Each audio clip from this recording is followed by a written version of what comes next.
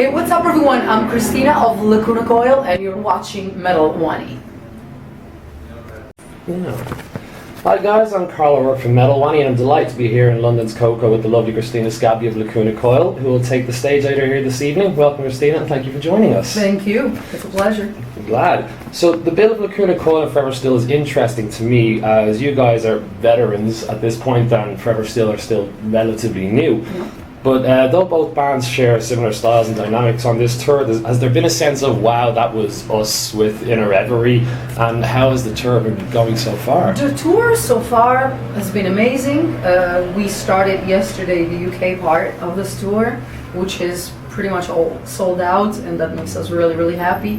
We always got a great support from our UK fans, and also the rest of Europe is doing amazing. Before this tour we did Australia, we did Japan, and so far so good. We're having a lot of fun. The crowds are loving the new songs, they're singing all the songs with us. So far so good. Excellent. Speaking of new songs, earlier this year you guys released your new album Delirium and it's incredible. Congratulations. Thank you. It's also, in my opinion anyway, the heaviest Lacuna Coil has sounded so far, and you've said that record came from a very tough place for each member individually, and they say out of great pain comes great art, and I was wondering, can you apply that theory maybe to Delirium? We could definitely apply this to this record, and it is definitely the more aggressive, the heaviest one in our career, even though we brought back a lot of things that were belonging to our history, because in the beginning of our career we were definitely more heavy. We were using more growls from Andrea, and in this record we decided to do it again, just because it was perfect for the thematics that we treated in this record, the inspiration that lead us to have this record.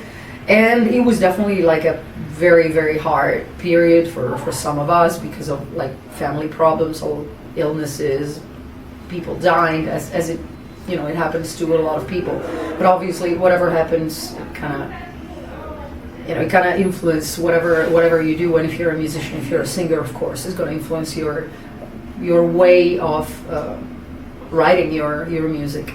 So in this record we basically imagined this fictional sanatorium, and we created a logo and everything, and we imagined that in the sanatorium, in every room, a patient would tell us a story, and that's what every song is.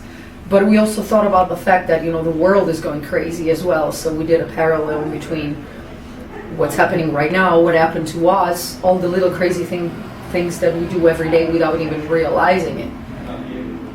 So it was basically, the theme was like insanity, treated with the utmost respect, because, you know, we know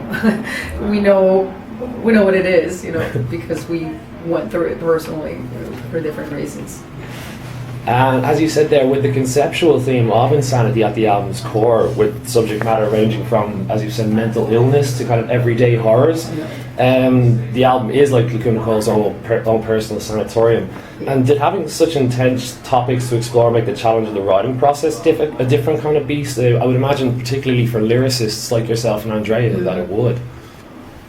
Well, as I said, you know, everything that happens to you goes into the lyrics you're using. Yeah.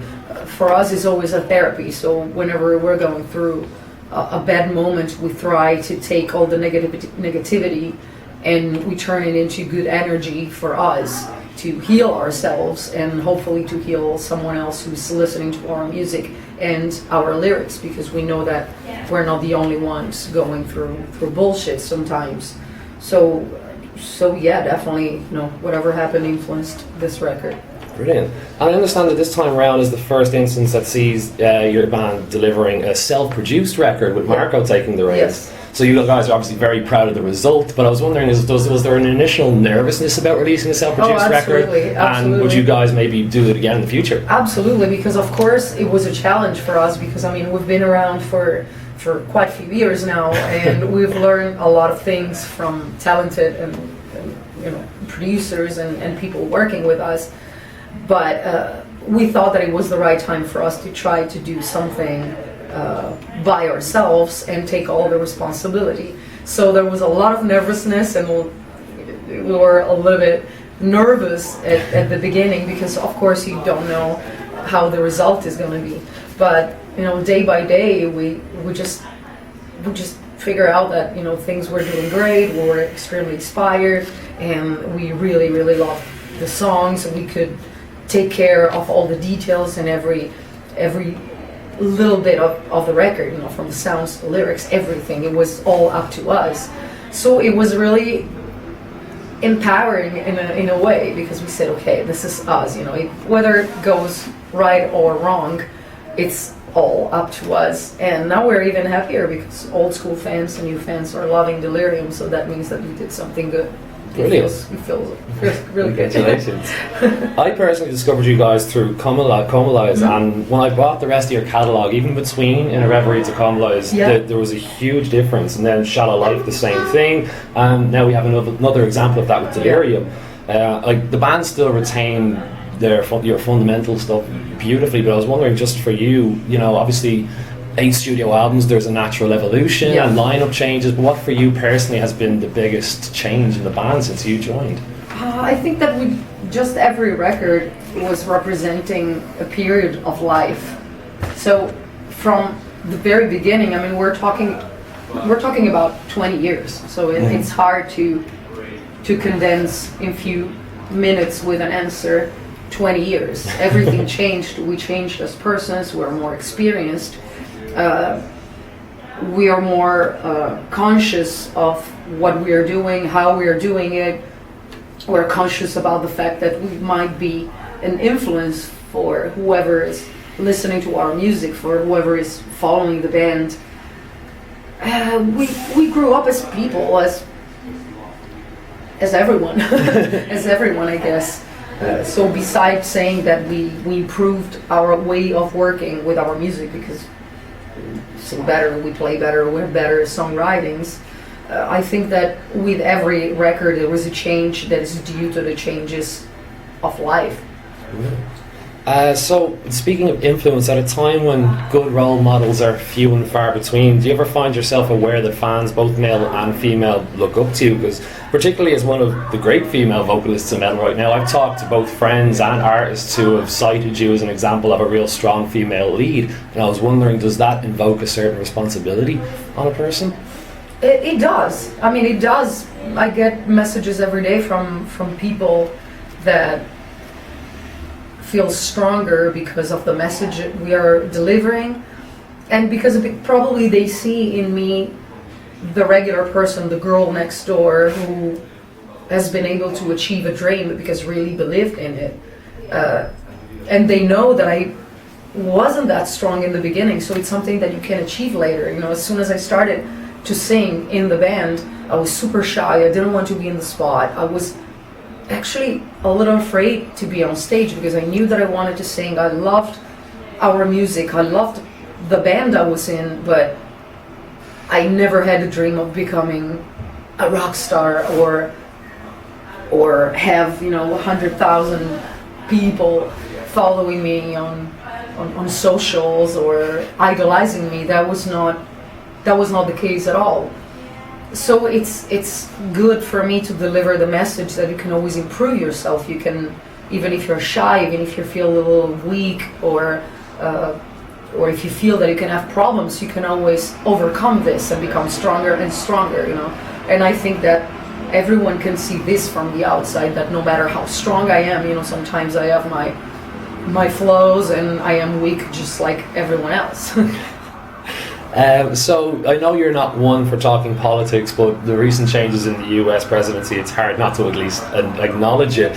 It's a country you guys have a pretty strong fan base in, yes. So I was wondering, do you have any thoughts on the matter, and will it change maybe the dynamic of touring there in the future? I really hate politics, strongly hate politics, and let's say that I hate extremisms from politics, religions. I love extreme ideas, just because, especially for politics, I feel that we basically know nothing. We can be as much as informed as we want, but there are some some things that are happening in the system that we will never know. So I really hate it when politics is really dividing people even more. Like, I give you the stupidest example. I was really surprised that Trump won because I was absolutely sure that Hillary would win, just because, in the polls she was like the winner. I would hear people saying like, fuck Trump, Trump will never win, blah, blah, blah. But as it always happens, the favorite loses. So I posted on my social, which I never do because I never talk about politics. I just post a black picture with wow, because I was seriously, genuinely surprised.